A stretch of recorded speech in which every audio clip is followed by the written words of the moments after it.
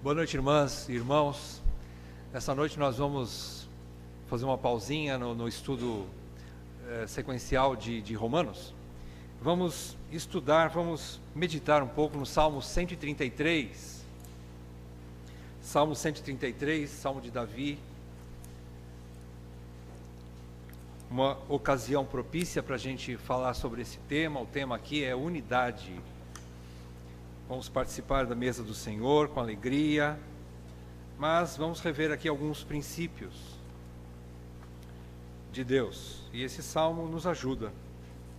Pela experiência do rei Davi, a gente pode entender um pouco sobre unidade, a importância dela. Vamos lá então, vamos ler todo o salmo. Salmo 133. Cântico de romagem de Davi. Ó, como é bom e agradável viverem unidos os irmãos. É como óleo precioso sobre a cabeça, o qual desce para a barba de Arão, e desce para a gola de suas vestes.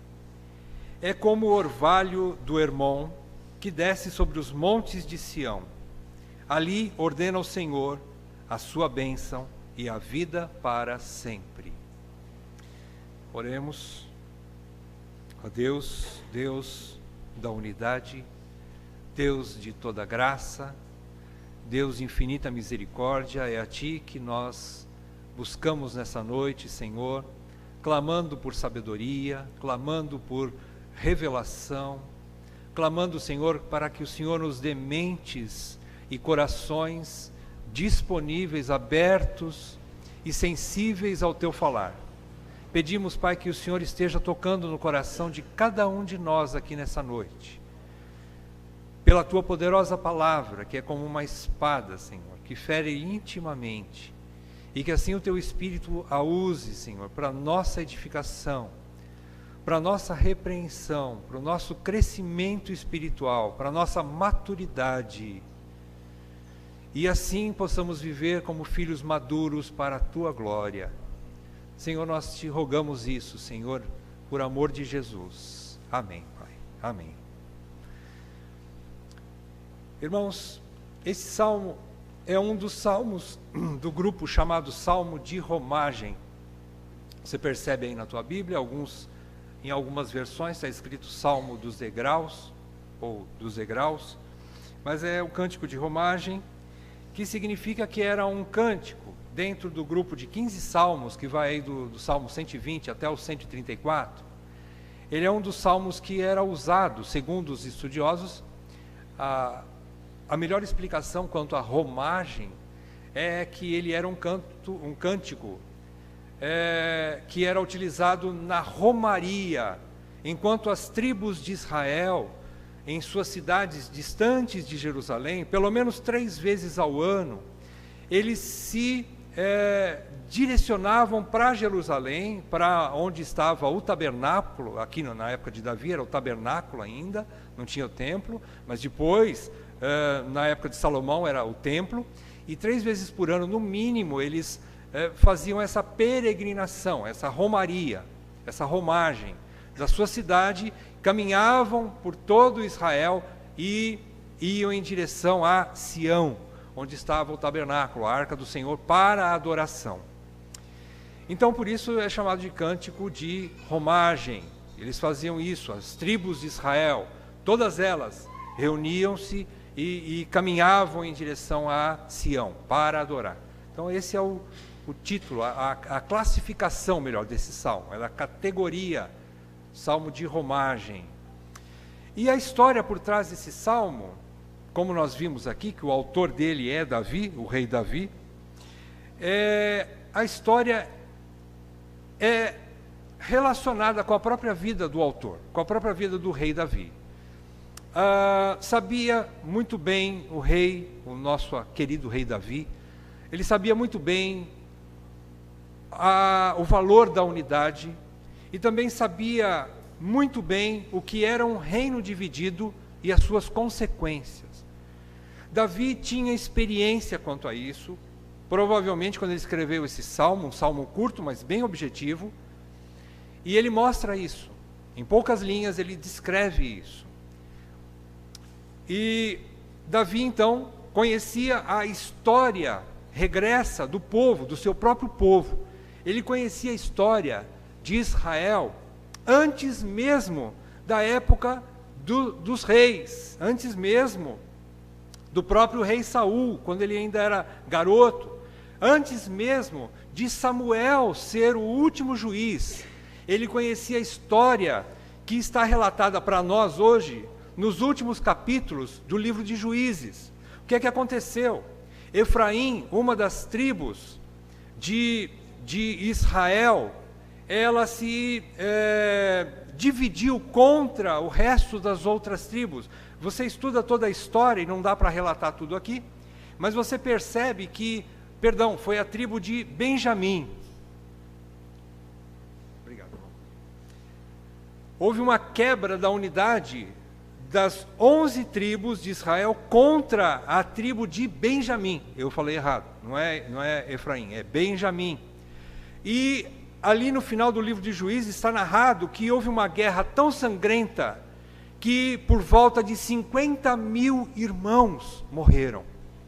20 e poucos mil de um lado, 20 e poucos mil do outro lado, e houve então essa perda tão grande, tanto da tribo de Benjamim, como das outras tribos. E então, por causa da divisão entre irmãos, uma guerra civil, uma guerra que ocorreu dentro de Israel. Davi sabia dessa história, uma história dolorida para Israel, uma história dolorida para o povo de Deus. Os próprios irmãos matando os irmãos, uma divisão. Fora isso, ele também sofreu na pele a tragédia da divisão entre os irmãos, quando ele mesmo começou a reinar. Você conhece a história narrada em 2 Samuel, que vai do capítulo 2 até o capítulo 5 de 2 Samuel, quando Davi assume o trono. Ele assumiu em plena guerra, ele assumiu em divisão. Havia uma rebelião porque as tribos do norte, chamado Reino do Norte, não aceitaram Davi como rei e acabaram elegendo Isbosete, um dos filhos de Saul, para reinar sobre eles. E não queriam que Davi reinasse, achando que Davi tinha passado a perna em Saul, que ele tinha sido um rebelde. Ele nunca fez isso. Mas aquelas tribos não entenderam isso, então não aceitaram Davi. E Davi começa a reinar somente no Reino do Sul, que era Judá, a princípio. E no tempo de Davi, houve também essa guerra entre eles. Antes da unificação, houve uma guerra sangrenta entre o Reino do Norte e o Reino do Sul. Os mesmos irmãos, trabalhando ou lutando entre si, derramando seu próprio sangue dentro da própria casa, por assim dizer. Então, Davi sofreu com isso. Fora isso, Davi também sofreu essa tristeza da divisão dentro da sua própria casa. Quando Amnon, um dos seus filhos, tem um caso com a outra filha dele, Tamar, e Absalão mata o irmão. E Davi sofre isso na pele de uma forma mais dolorida possível, quando um irmão mata o outro irmão. Um filho de Davi mata o outro filho de Davi. A divisão reinava dentro daquela casa. E Davi sofre com isso.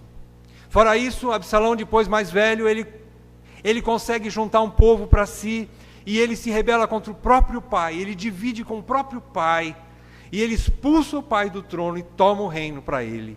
Ele usurpa o reino do seu próprio pai. Então Davi sabia o que era divisão. Davi sofreu com isso de tudo quanto é jeito.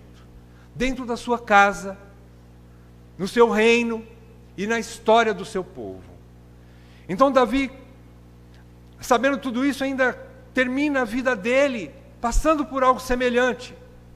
Talvez, lógico, ele já havia escrito esse salmo, mas na velhice dele, você encontra no fim da vida de Davi, novamente acontece algo semelhante. O que é que acontece?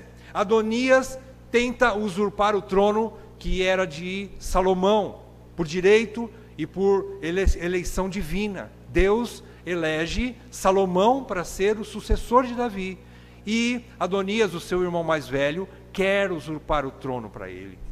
Então Davi, ainda vivo nos últimos dias de cama, ele sofre ainda mais uma tristeza no seu coração de divisão na sua própria família. Então vejam que Davi era um homem experiente quanto a isso. Por isso, talvez, então ele começa o salmo com uma exclamação, né? Um termo bem curtinho, ele diz, ele exclama, né? Ele está ali com alegria, ele usa uma expressão de admiração, de prazer, porque talvez ele olhasse do seu palácio, eu não sei, a região onde ficava a casa de Davi, a distância que havia entre a casa e Siló, onde ficava o tabernáculo, em Sião, mas eu imagino que Davi conseguia ver aquelas famílias de tudo quanto é tribo, das 12 tribos de Israel, chegando pelas ruas, pelas vielas, pelos bairros de Jerusalém, entrando aquela multidão de gente, cantando os salmos de romagem, adorando o Senhor e em paz. Então Davi olha para aquilo e fala, como é bom e agradável os meus irmãos viverem em união. Como é bom e agradável ver que há paz em Israel. Davi admira, Davi faz essa exclamação de gratidão, de deleite em seu coração, ao ver essas famílias então, todas as tribos sem guerra, em unidade, chegando-se para a adoração em Sião, chegando para o objetivo de adorar a Deus, né? E ele diz, como é bom e agradável viverem unidos os irmãos. Unidos os irmãos. Ele está se referindo, lógico, não aos irmãos de própria carne, mas os irmãos na fé, os crentes judeus daquela época. Os irmãos, as tribos de Israel, que eram os crentes daquela época. Era assim a igreja daquele tempo. E ele diz, é muito bom e agradável. Ele usa dois termos, talvez para explicar quão prazeroso era para ele ver aquilo. Quão prazeroso, porque ele já havia visto o derramamento de sangue em outras ocasiões. Ele conhecia a história tão triste, tão aterradora na época dos juízes, no final do tempo dos juízes, quando as tribos não se entendiam, quando eles começaram a adorar outros deuses, Deus os entregou a si mesmos. E o último versículo do livro de Juízes é isso. Ele diz que o povo fazia o que bem entendia. Não tinha uma direção, não tinha um governo, não tinha um pastor. E não tinha um único Deus. Não tinha um Deus que unificasse aquelas tribos. Por isso havia guerra. Por isso havia dissensão, havia ódio, havia falta de unidade, havia reclamações, havia desacordo de tudo quanto é tipo.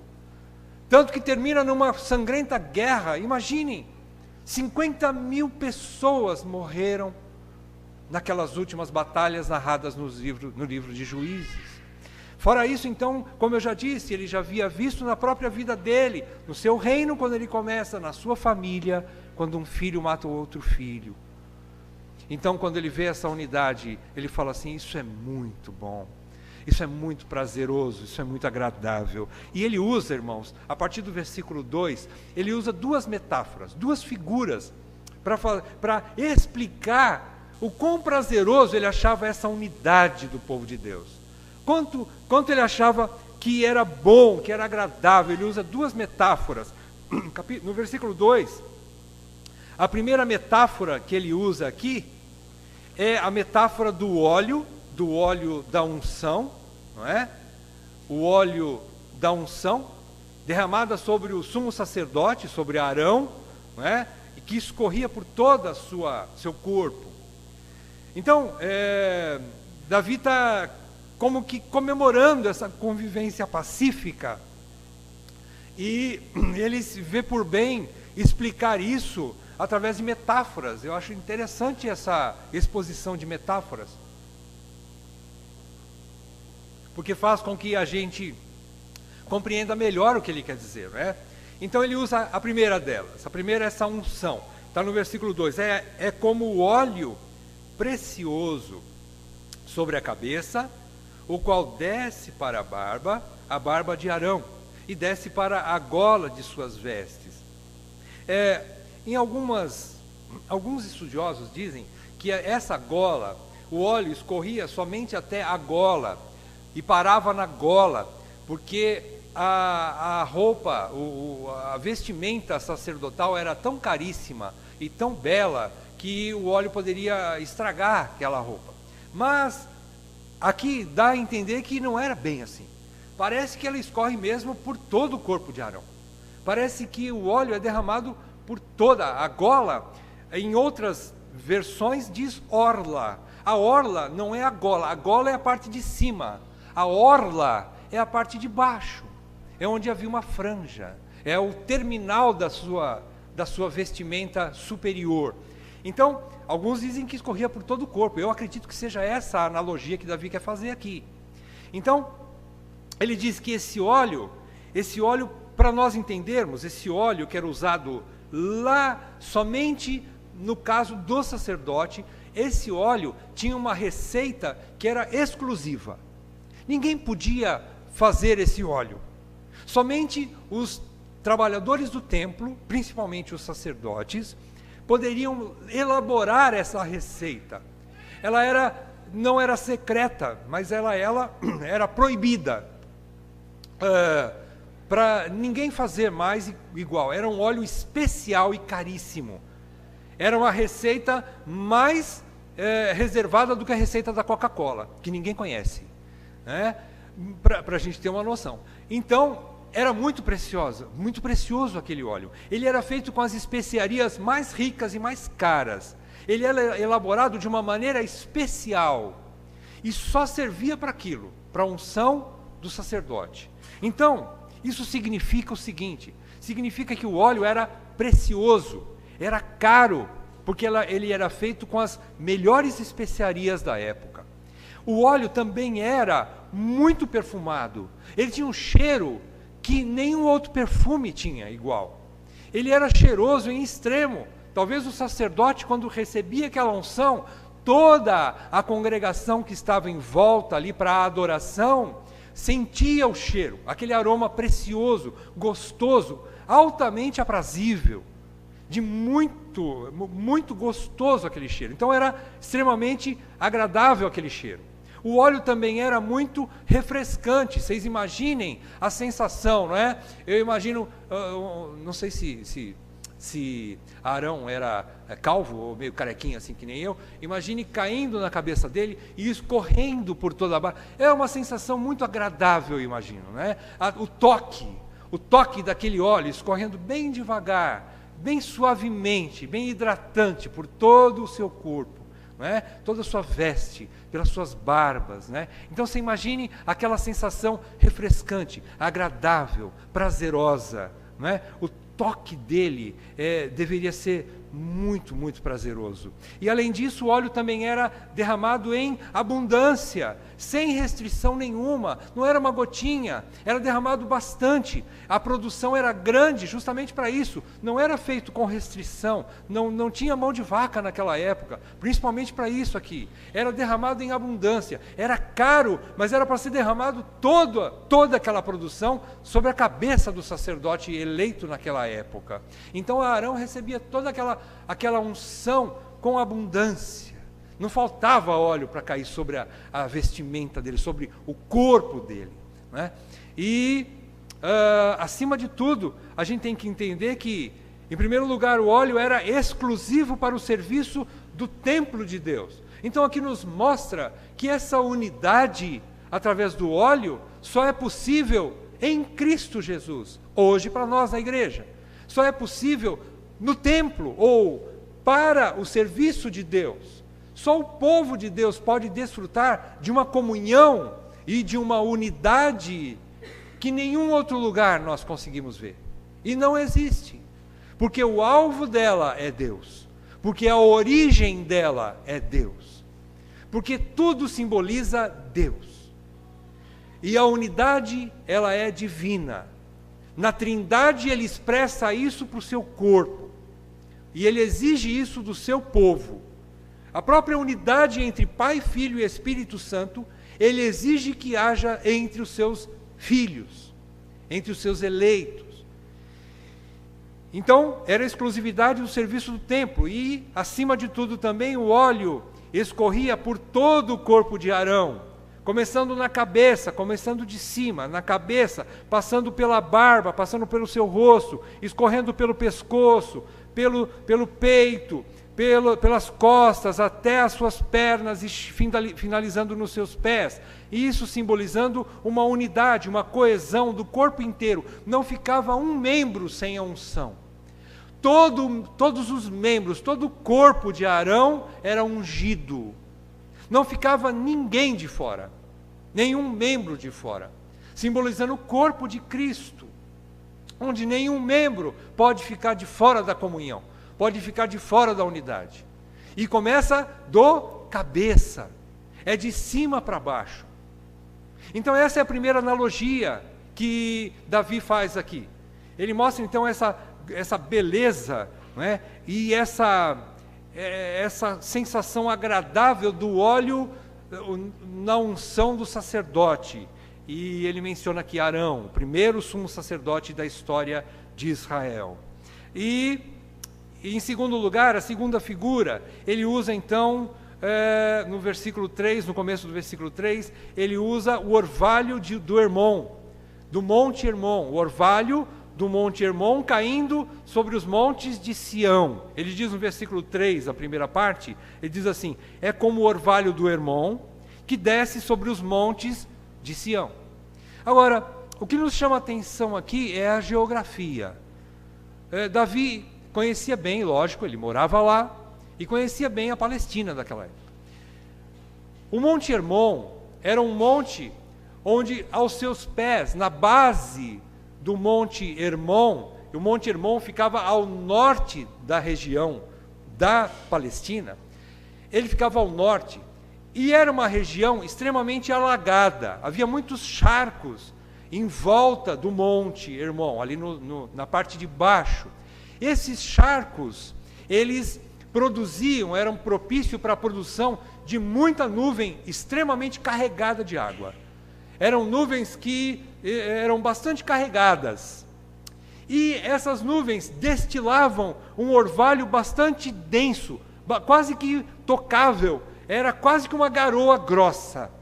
Era uma espécie de uma garoa que umedecia bastante a terra em volta do Monte Hermon, e era propício para a agricultura, para a agropecuária, era propício para a produção agrícola. Então era uma bênção. Esse orvalho, ele era produtivo, era uma bênção para a produção da agricultura daquela época. Mas o interessante é que Davi fala que não é sobre o Monte Hermon que cai esse orvalho, é sobre os montes de Sião. E os montes de Sião ficam quilômetros de distância de Hermon. Os montes de Sião ficam no sul, na região seca, perto do deserto.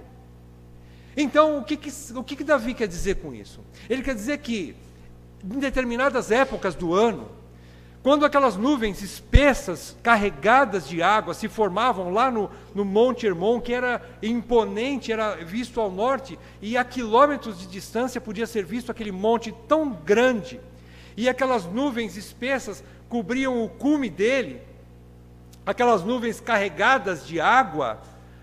De repente um vento soprava norte e sul.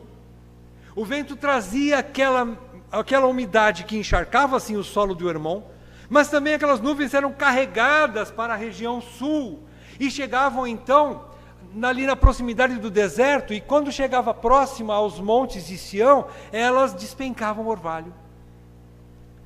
Então é como se o Monte Hermon repartisse o orvalho com o seu irmão, o Monte Sião.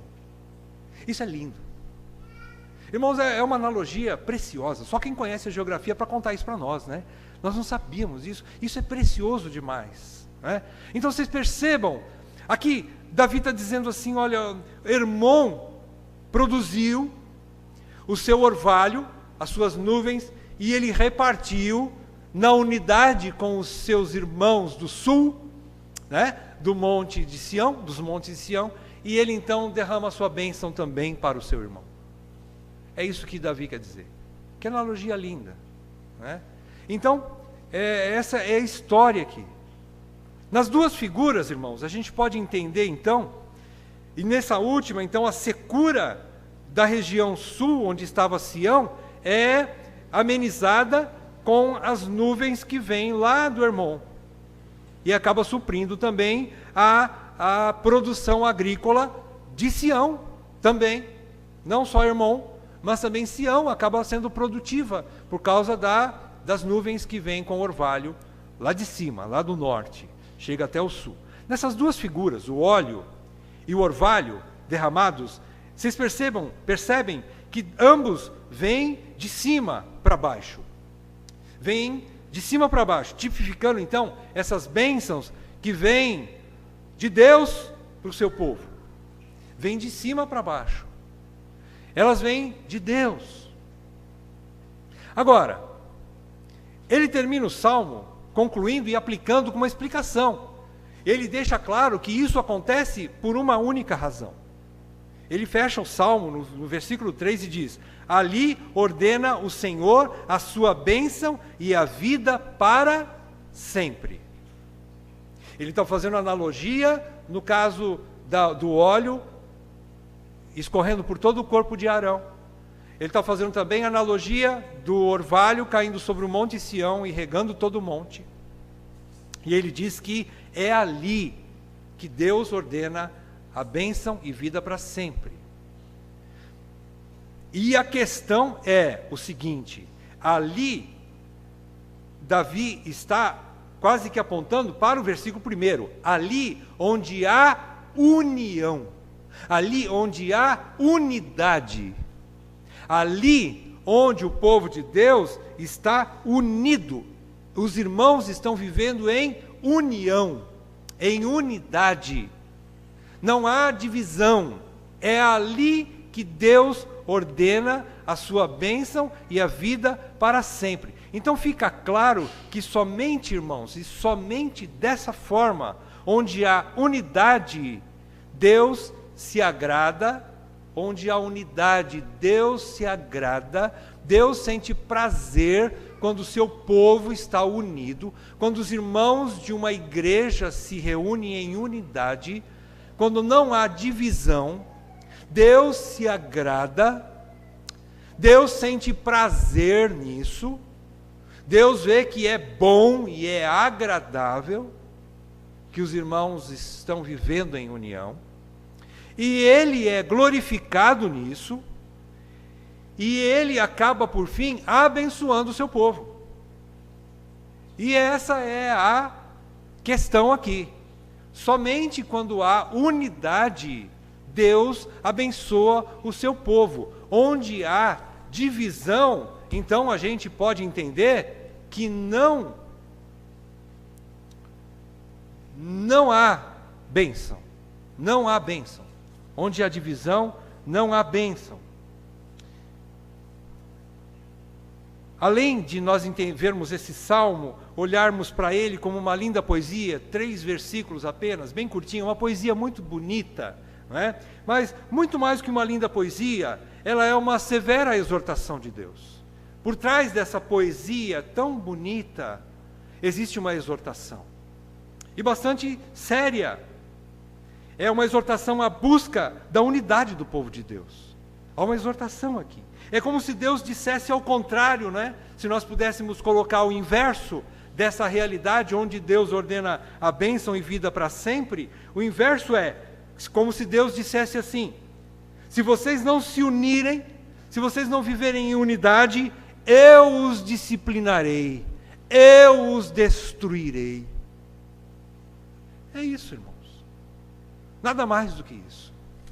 Essa é a realidade da igreja. Essa é a realidade do povo de Deus. Deus fala em Provérbios capítulo 6, ele diz que existem 6 coisas que ele aborrece, e a última ele abomina com desprezo. A última delas, a 7ª coisa, é aqueles que promovem contendas entre os irmãos. Ele abomina. Ele odeia a contenda entre os irmãos, ou aquele que promove dissensão ou divisão entre o povo de Deus. Então, meus irmãos, fica aqui um alerta para cada um de nós como membros. Cuidado com a promoção da divisão. Cuidado com a promoção da dissensão, da contenda entre os irmãos. Se nós não tivermos nada que edifique, que una, então é melhor nós ficarmos quietos e calados. Porque tudo que produz desunião não vai promover bênção, mas vai trazer disciplina. É o que Deus está falando nesse salmo. Então vejam que não é somente um salmo bonitinho, né? Para a gente curtir como uma coisa boa. É bom e agradável, sim, mas existe uma exortação aqui. É bastante grave. Jesus também declarou, e você encontra isso nos 3 evangelhos sinóticos, mas em Marcos, eu gostaria que você acompanhasse comigo, Marcos capítulo 3, versículos 24 e 25, quando Jesus foi confrontado pelos religiosos da época, quando ele expulsou um demônio de um doente, de um possesso, acusaram Jesus de fazer isso pelo poder de Satanás. E olha o que Jesus disse, Marcos capítulo 3, versículos 24 e 25. Jesus diz assim: se um reino estiver dividido contra si mesmo, tal reino não pode subsistir. Tal reino não pode subsistir. Depois ele diz: se uma casa estiver dividida contra si mesma, tal casa não poderá subsistir. Jesus deixou claro aqui nesse contexto, quando ele é atacado pelos religiosos, que dizem que ele está fazendo aquilo pelo poder de Satanás, ele está querendo dizer assim, nem Satanás faz isso. Nem Satanás trabalha em desunião. Nem Satanás trabalha em desunião. Até Satanás trabalha na unidade. Você já pensou uma coisa dessa? Ele está querendo dizer que a casa dividida não prospera. Não prospera. Não adianta. Um lar dividido, um casamento dividido, uma família dividida, uma igreja dividida, não prospera. E nós não podemos falar uma nação, porque a nação não é toda cristã, infelizmente. Mas todo o povo de Deus que vive em desunião não prosperará. Não dá. Não casa com os princípios de Deus. Esse salmo está bem claro. Ele diz isso. Então, irmãos, para encerrar, eu tenho aqui mais algumas conclusões, nós já tiramos várias aqui, e algumas aplicações. Em primeiro lugar, eu gostaria de dizer para vocês que a palavra de Deus nesse salmo, ela não fala o seguinte, ela não fala que é bom e agradável estarem unidos os irmãos. Vocês perceberam? Não é essa a colocação do rei Davi. O rei Davi não fala assim, como é bom e agradável estarem unidos os irmãos. Ele diz, viverem unidos os irmãos. Viver unido é mais do que estar junto, perto um do outro. Viver unido é relacionamento. Viver unido é gastar tempo um com o outro. É estar entrelaçado, é ter comunhão. Estar unido pode ser um simples ajuntamento de gente sem unidade nenhuma. Mas viver unido é outra coisa. Viver unido é se compadecer um do outro. Viver unido é viver numa atmosfera de amor, de perdão. Por quê? Porque nós somos imperfeitos, temos diferenças graves uns contra os outros, mas ainda assim é exigido de nós que nós vivamos em união. Essa é a maldição do povo de Deus. Você tem que viver unido para sempre com seu irmão. Você acredita nisso? Irmãos, nós precisamos entender isso de uma vez por todas. Ainda que haja diferença, nós temos que aprender a viver em união, através de uma vida de perdão, através de uma vida de amor, exercitarmos essa convivência, esse relacionamento baseado no amor, no perdão, e mais do que isso, como nós vimos nesse salmo, no serviço e cuidado recíprocos. Um serviço e cuidado que é em duas mãos, é de lá para cá, eu recebo e eu dou, eu estou apto para me relacionar, eu quero doar e eu quero receber. É isso que faz a vida ser, a vida comunitária, não é? Ser prazerosa. Eu não estou dizendo prazer aqui porque todo mundo faz o que eu gosto e faz o que eu quero, e por isso eu tenho prazer em todos vocês, porque eu sei que nenhum de vocês, ou muitos de vocês, não têm os mesmos gostos que eu. Mas isso não me impede de ter unidade com vocês. Aliás, é por isso que o povo de Deus é um povo bem peculiar, porque há unidade na diversidade. É possível, e somente o povo de Deus é possível ter essa bênção, ter unidade na diversidade. Tantas cabeças diferentes, tantos gostos diferentes, tanta gente diferente. Uns do norte, outros do sul, uns gostam de chimarrão, outros gostam de açaí, e tem muita coisa aí, são todos diferentes. Eu não vou dizer aqui um gosta de churrasco, porque todo mundo gosta de churrasco praticamente.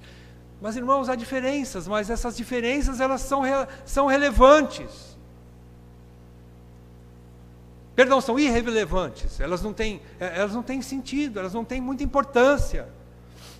Nós não podemos nos basear nisso. E em segundo lugar, eu quero dizer para os irmãos que essa unidade aqui, ela é cara, irmãos, ela custa caro, ela dá trabalho para mim. Eu sei que dá trabalho para mim, dá trabalho para você também. É por isso que ela é rara, por isso que ela requer. Por que ela é rara? Por que ela é cara e rara? Porque ela requer renúncia de mim mesmo, ela requer renúncia dos meus gostos, do meu jeito de ser, de querer, de exigir, para que eu possa ser um com você. Agora vejam, por que ela é possível? Porque eu não olho para mim, mas eu olho para aquele que abriu mão de ser Deus. Não teve por usurpação ser igual a Deus, mas ele abriu mão da sua divindade e veio e tomou a forma de homem, e como homem se humilhou, se esvaziou de si mesmo, para me salvar. Quando eu olho para ele, para Cristo, eu digo, é possível, ele abriu mão, eu também posso. Ele abriu mão, ele renunciou a si mesmo, a sua posição divina. Eu posso renunciar à minha pobre e infeliz situação humana para poder ser um com o meu irmão, com os meus irmãos. Eu posso fazer isso.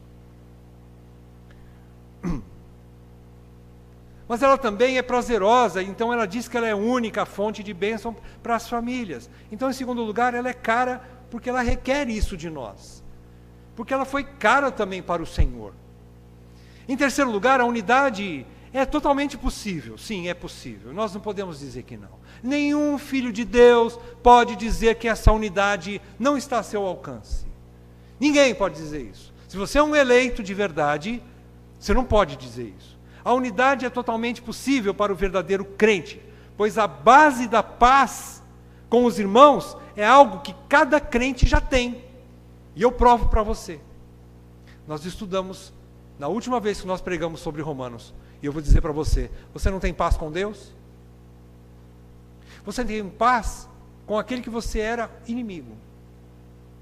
O maior inimigo de Deus era o seu próprio povo. E Ele veio restabelecer a sua paz conosco. Ele veio restaurar a minha união com Ele. Ele veio restabelecer o meu relacionamento com Ele. Hoje estou reconciliado com Deus. Esta é a base da minha união com vocês. E vocês entre si. Então não há mais desculpa para mim nem para você, para dizer assim, eu não consigo ter unidade com o fulano, com o ciclano. Você consegue sim. Você pode ter coração duro. É lógico que nós não teremos unidade no pecado, mas nós teremos unidade em tudo mais, menos no pecado. 1 João capítulo 1, versículo 3, eu vou ler para você, diz assim: o que temos visto e ouvido, anunciamos também a vós outros, para que vós igualmente mantenhais comunhão conosco. E João termina, o apóstolo termina dizendo, 1 João 1, 3, ele diz assim: ora, a nossa comunhão é com o Pai e com seu Filho, Jesus Cristo. Por causa do Pai, que enviou seu Filho Jesus Cristo para me salvar, eu posso ter comunhão com vocês, como eu tenho comunhão com o Pai. Se eu tenho comunhão com o Pai, e com o Filho, através do corpo do Filho, Jesus, que é a sua igreja. Se eu tenho comunhão com Deus na igreja, que é o seu corpo, eu não posso deixar de ter comunhão com os outros membros. Arão não está picotado. Arão não está esquartejado. Jesus não está esquartejado. O corpo de Cristo é único. Ele é uno. Ele não está esfarelado, esfacelado, picotado. O corpo de Cristo é um. Eu só tenho comunhão com Deus através do corpo de Cristo, que é a igreja. Mateus capítulo 5, 9 também diz algo semelhante. Ele diz assim: bem-aventurados os pacificadores, porque serão chamados filhos de Deus. Você é filho de Deus? Amém? Então você é pacificador. O que significa? Que você promove a paz. Que você não é um encrenqueiro. Que você faz de tudo para ter paz com todos. Você faz o possível e o impossível para manter a paz.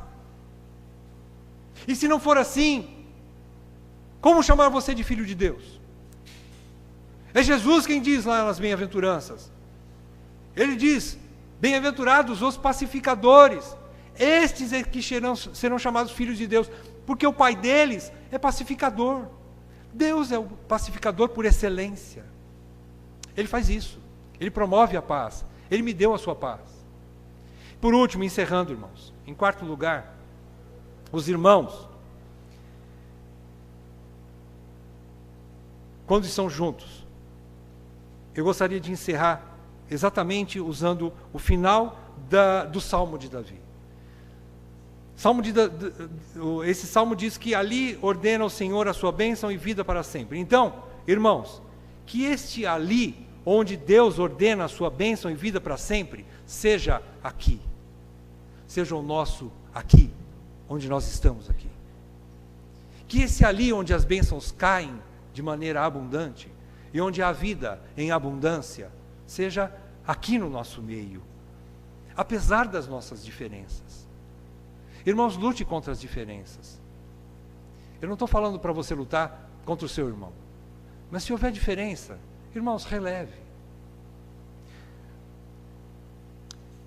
Obviamente nós não teremos unidade no pecado. Por exemplo, se você pega o exemplo de Ananias e Safira, embora fossem casados, Safira poderia ser salva do plano tão maquiavélico e diabólico do seu marido. Ela poderia ser salva se ela dissesse: não, meu marido, não vou entrar nessa. Ela poderia ser salva. Então não podemos, é lógico, ter comunhão com o pecado. A Bíblia diz em Coríntios que nós não temos comunhão com as trevas. Não há comunhão entre luz e trevas, entre Deus e o demônio. Não há comunhão entre a santidade e o pecado. Isso sim, não há comunhão, eu sei. Mas do resto, irmãos, nada impede da gente ter união e unidade e comunhão. Nada impede. Então, que Deus nos ajude a odiar o pecado, sim, a relevar as diferenças e a amar as pessoas. Deus nos ajude, irmãos. Odiar o pecado, relevar as diferenças, amar as pessoas. Isso por amor e para a glória de Jesus Cristo, o cabeça da nossa igreja e o nosso sumo sacerdote. Que Ele seja glorificado com isso. Em nome de Jesus. Vamos fazer mais uma oração? Aliás, antes de fazer a oração, eu acredito que é uma palavra propícia, porque nós vamos provar agora, com alegria, a unidade do corpo de Cristo. Irmãos, você vai tomar o cálice e o pão em suas mãos, e você vai dizer assim: eu sou parte deste corpo, do meu sumo sacerdote, do corpo de Jesus Cristo. Eu faço parte desse grande pão, eu sou um pedacinho deste pão. Eu tenho unidade com Cristo e com meus irmãos, todos os que vão celebrar a ceia do Senhor nessa noite. Então vejam, meus irmãos, que oportunidade de você demonstrar isso com realidade de vida, não é? Com realidade. Que Deus nos dê graça de participarmos, discernindo o corpo de Cristo. Então, se houver alguma divisão no seu coração, o mais rápido possível, você procure tirar essa divisão do teu coração. Você dê perdão ao teu irmão. Você peça perdão ao teu irmão. Você faça como aquele que Jesus ensinou. Se você vai levar uma oferta para o altar e você se lembra que tem alguém contra ti, deixa ali a oferta, vai e reconcilia-te primeiro com o teu inimigo, e depois você volta e oferece a oferta. Então reconcilia-te com o teu irmão. não tenhamos divisão entre nós. Que Deus nos ajude a isso, porque é dele que promove toda a unidade. Pai, nós pedimos graça nessa hora de participarmos da Tua mesa, com alegria, com liberdade, mas também com discernimento, Senhor. Que a Tua palavra mexa os nossos corações nessa noite, que a Tua palavra traga luz sobre as nossas trevas, e que a Tua palavra esteja nos encaminhando, Senhor, para uma realidade ao participarmos desse santo sacramento, que é a Tua mesa, que nós participemos sim com discernimento, Pai. E que o Senhor nos dê graça assim de termos essa liberdade, de declararmos que somos um só corpo, que temos unidade com cada membro do corpo de Cristo, que aqui está reunido parte do corpo de Cristo, da sua igreja universal, e que nós fazemos isso, Senhor, discernindo, que onde há unidade, o Senhor abençoa, o Senhor derrama as suas bênçãos e vida. Que nós possamos discernir então, Senhor, que aquilo que cabe a cada um individualmente fazer para preservar essa unidade, que nós o façamos, em nome de Jesus. Quebra a nossa dura cerviz, livra-nos do nosso coração endurecido, livra-nos, Senhor, da dureza do nosso coração e liberta-nos de nós mesmos para que nós possamos perdoar, para que nós possamos amar e preservarmos a unidade do corpo de Cristo. Assim eu te peço, no nome santo do nosso Senhor e Redentor Jesus Cristo. Amém. Amém.